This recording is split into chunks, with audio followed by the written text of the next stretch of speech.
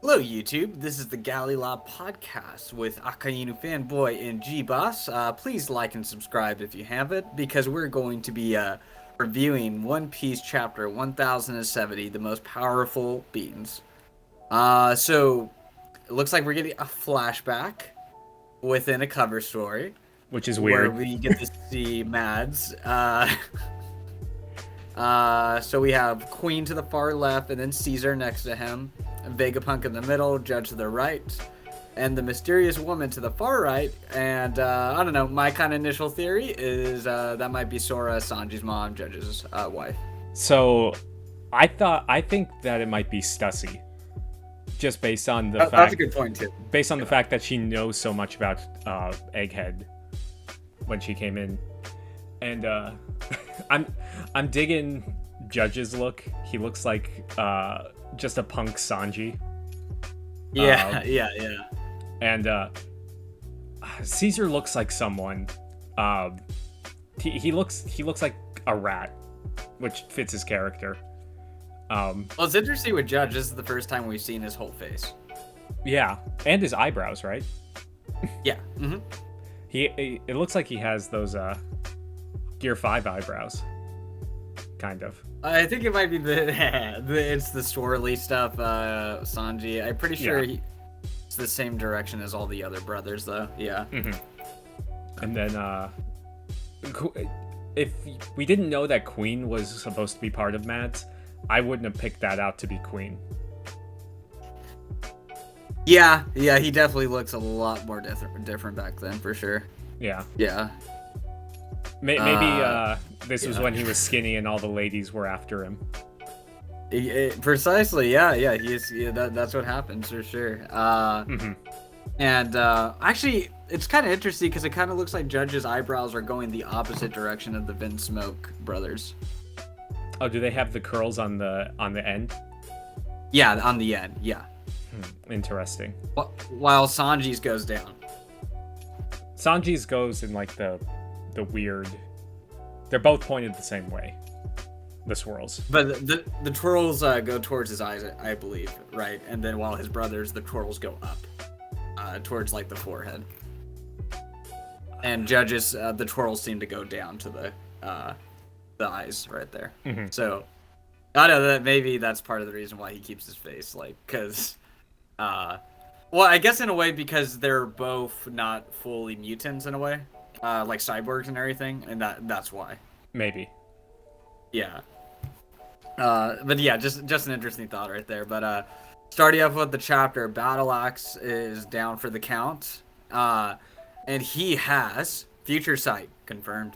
So I don't know. It can be read that it's Future Sight, or that it's, or he thought that he blocked it and Lucci's hockey is stronger than his. But when I first read it, I thought it was Future Sight, and I literally texted you and I was like, why does he have Future Sight? It's lessening the value of it. He's strong. No, he's strong. The Marines are strong, and also he is Vegapunk's bodyguard. And he was one of the first people we knew who had hockey. True, but okay, if he has Future Sight, then he's not like fast enough to react to it. Is that fair? Yeah, I think there could be degrees of it too. I mean, I think Katakuri's combination with his Future Sight was kind of broken though. Mm-hmm. You know, just with his fruit and all that stuff. And Sentomaru doesn't have that, obviously, you know. Mm-hmm. And you even get the compliment by Lucci, you're tough, right? But I need you out of the picture. Mm-hmm. And they kind of say like consciousness is the detail basically, where it decides whether you have control of it, not necessarily life or death. True. And and then we see Luffy get a nice little hello to Lucci with the whip attack. Yeah. And he's flying around. Yeah. So I don't know. What were your thoughts on kind of like the initial fight? I like the fighting between this. It's always fun to see what Oda has in store, Luffy doing in Gear 5. It's a lot of fun. But I like that so TCB scans, people are loyal to them, but I think the other earlier scans that I saw translated these attacks better.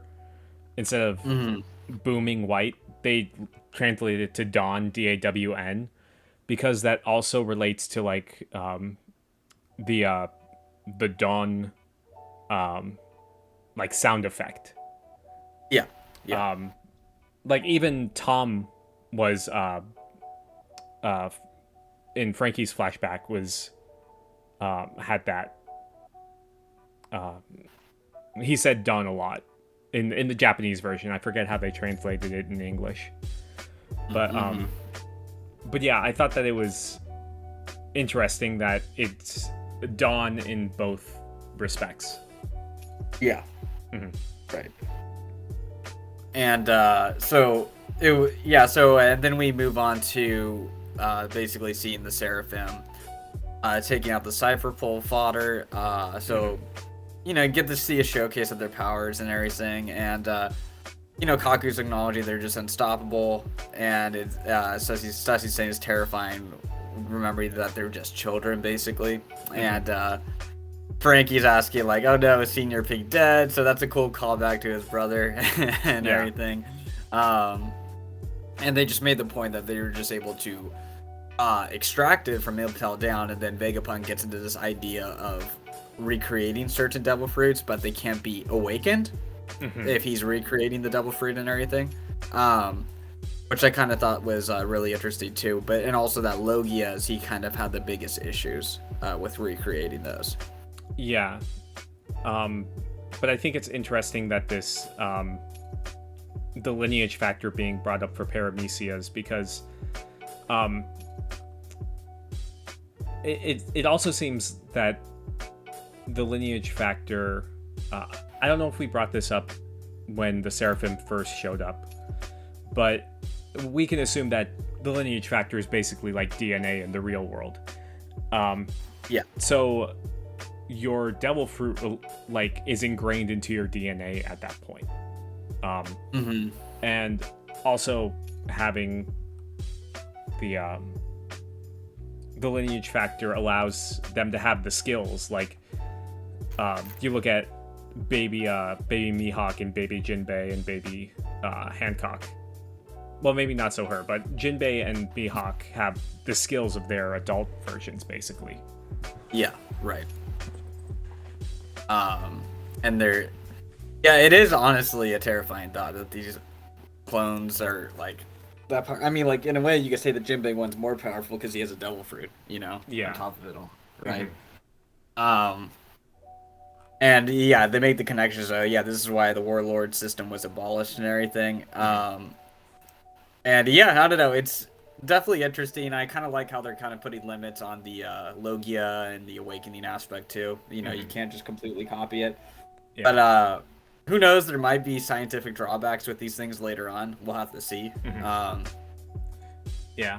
But anyways, sorry. Oh, I was gonna say I like how with the Logias, like I could just picture Vegapunk being like, okay, I figured out how to reproduce Kizaru's fruit. Let's just stuff it into everything now. Yeah. Yeah. And then we get the green blood stuff, which is interesting. So from what I don't know if I'm reading too much into this, but it said that Vegapunk's saying I found a way you can synthesize a blood additive and that will grant the powers once transfused. So I'm wondering if it constantly needs to be pumping into the Seraphim, and like if you break that part and it all falls out, like they won't have their powers or like that anymore. So that could be potentially how to take them down. Yeah, right. Also the people, the CP0 agents fighting baby Hancock are sus. That's true. Yeah, Yeah. that's ladies and gentlemen, we found them. Yeah. Yeah, Take a seat. so yeah, but going back to the freaking Lucci fight and everything. So seeing him, Luffy is terrifying with that big freaking cartoon face, you know, trying to eat Lucci, and I think in a way it's kind of like a mocking of him because he obviously he bit Luffy back at the Enies lobby fight and everything in like the full zone form where we only saw that really once with Lucci.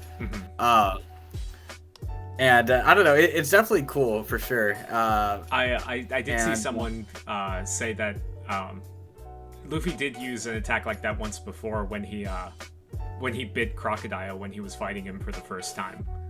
Like he had his giant mouth. Yeah, and it was cool to like kind of see how he's changing everything in the lab too to work with this fruit as well, and he puts on the new goggles and does a pretty devastating hit to Lucci. And Jimper is making fun of me, but you say like, "Oh, what is same power of losing consciousness?" My main argument here is just basically, yeah, he took a devastating hit, he was hurting, but this was as in a way when they did that hockey clash the last chapter too, how that was a callback to when Lucci and Luffy like first fought with the punch. This is a callback to when Luffy used a Gear 3 on Lucci for the first time, and he said the same exact line that he's losing consciousness basically. Because this wasn't a KO, Lucci got back up, and he still seems relatively okay. He's not limping or anything or any broken bones. He's still going basically. And when you go back into that moment in Enies lobby where he says, "I'm losing consciousness," the fight still had a lot more to go. Basically. So I'm not saying Lucci equals Luffy. I still think like Lucci is still but he's behind Luffy, but I wouldn't say the gap is as big as people are making it out to be, I guess is what I'm trying to get across.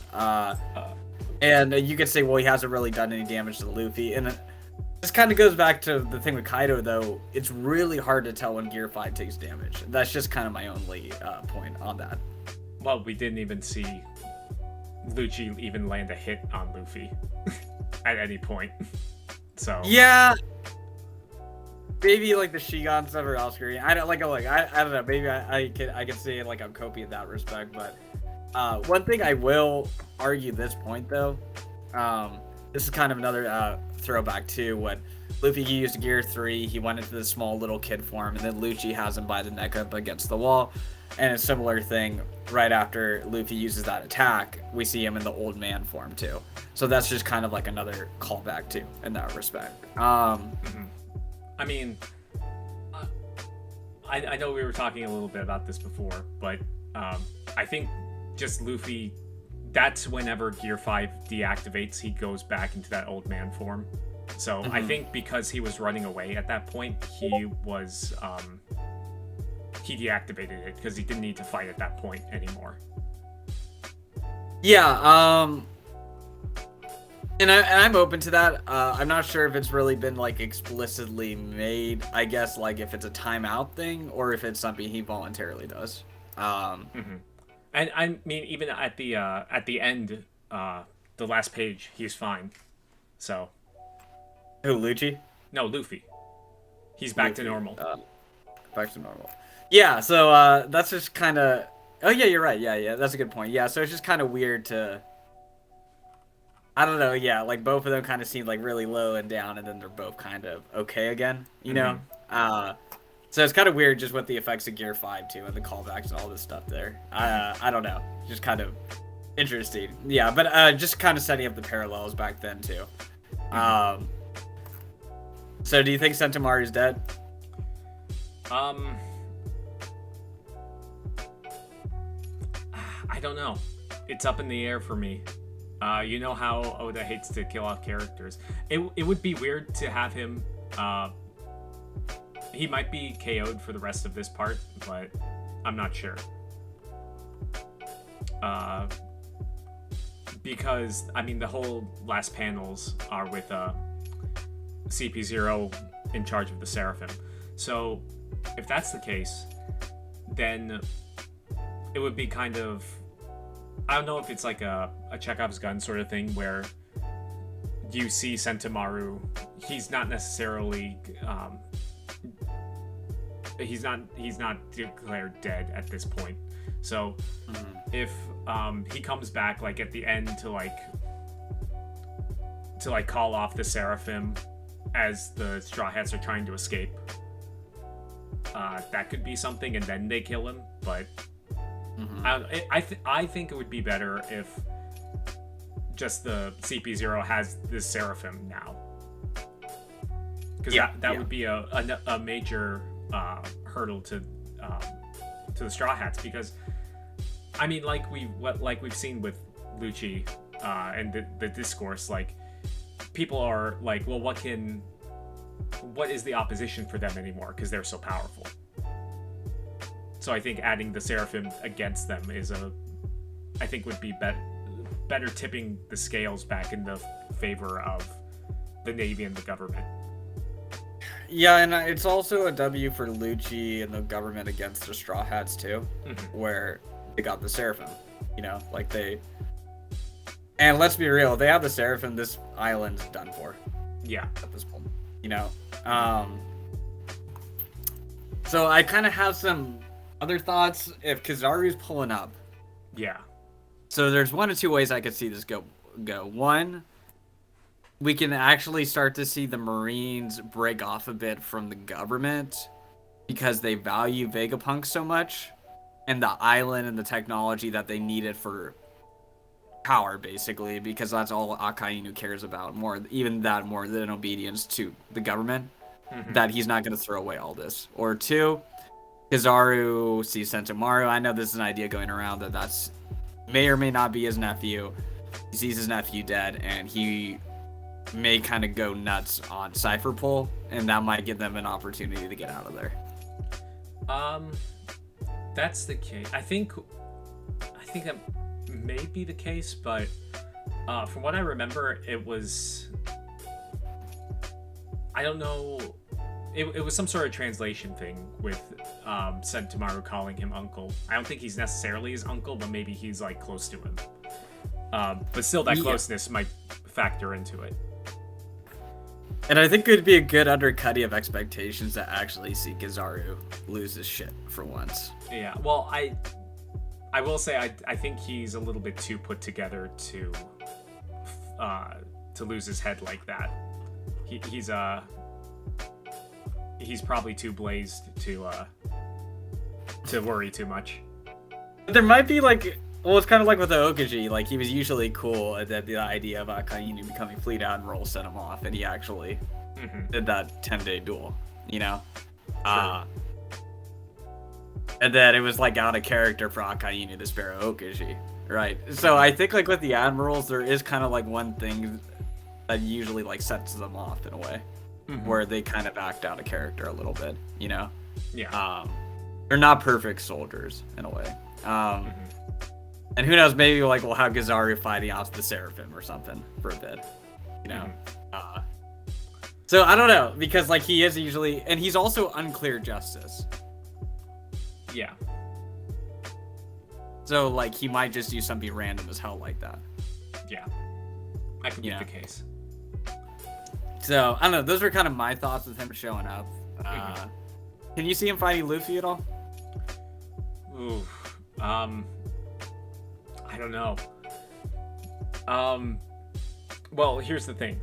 Well, we're doing our top 30 strongest characters soon, but how do you think Kizaru scales with Lucci? You think that Lucci's definitely under him, even with Awakening at this point? Yeah, because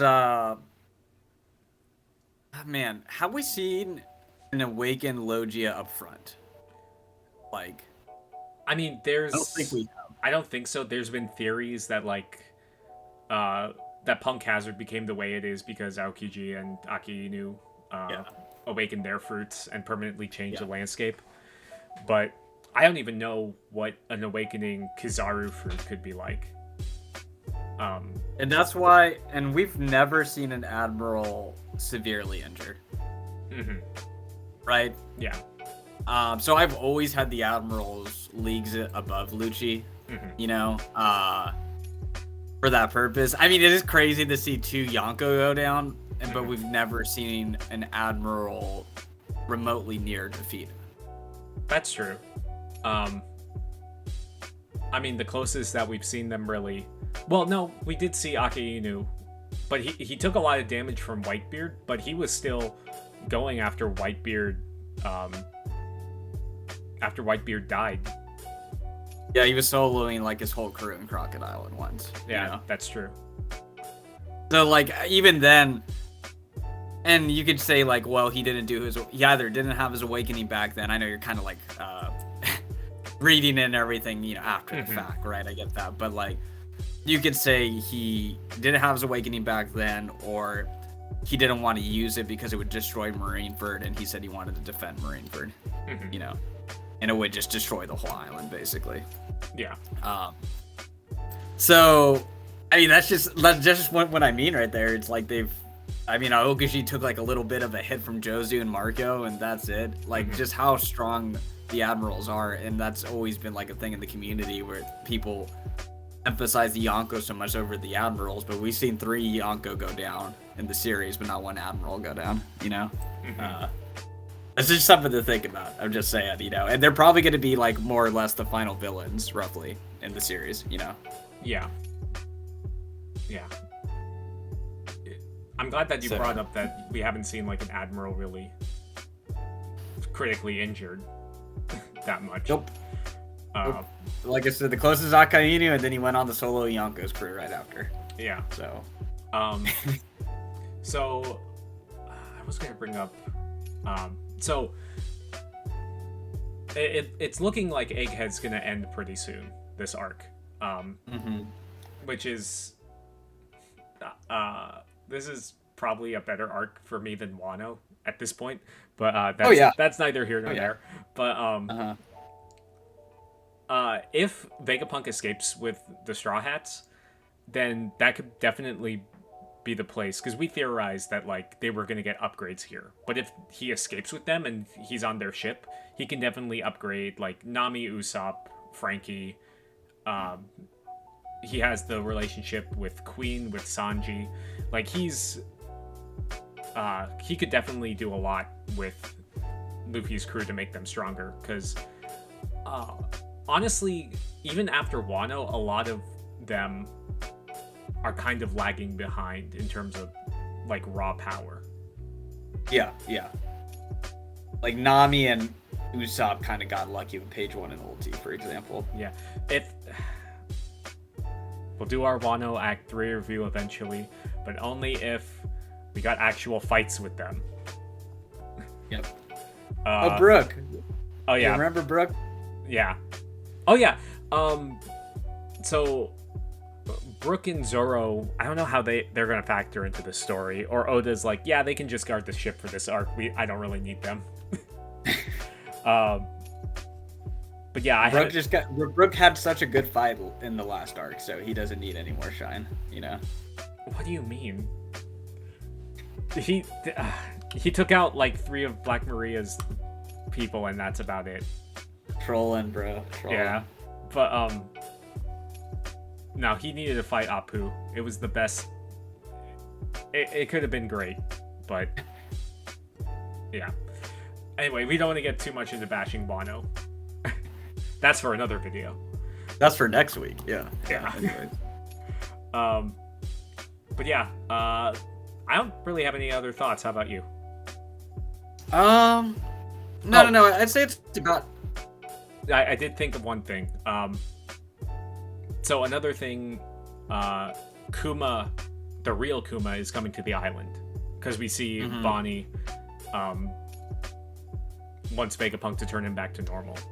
So that could extend the arc a bit. But yeah, it could be. Yeah. Besides that, I don't have any more thoughts.